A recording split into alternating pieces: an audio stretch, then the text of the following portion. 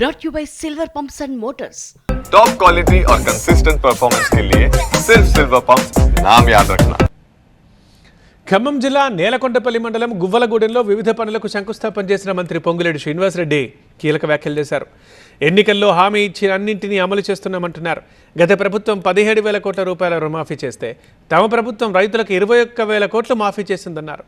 దేశంలో ఏ రాష్ట్రంలో ఇవ్వని విధంగా పేదలకు సన్నబియ్యం అందజేస్తున్నామన్నారు పొంగులేటి. ఆనాటి ప్రభుత్వం 10 సంవత్సరాలలో 17,000 కోట్ల రూపాయల రుణమాఫీ చేస్తే మన ఇందిరమ్మ ప్రభుత్వం వచ్చిన తర్వాత 10 నెలల్లోనే 21,000 కోట్ల రూపాయల రుణమాఫీ చేసింది మన ప్రభుత్వం. సన్న వడ్లకి మద్దతు ధరతో పాటు క్వింటాల్కి 500 రూపాయల బోనస్ అదనంగా మన ప్రభుత్వం ఇచ్చుకున్నాం.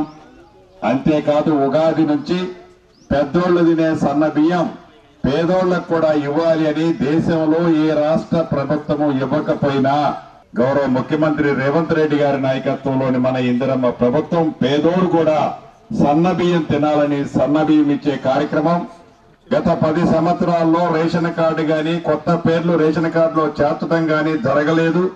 మన ఇందిరమ్మ ప్రభుత్వంలో అవి కూడా ఇచ్చుకున్నాం.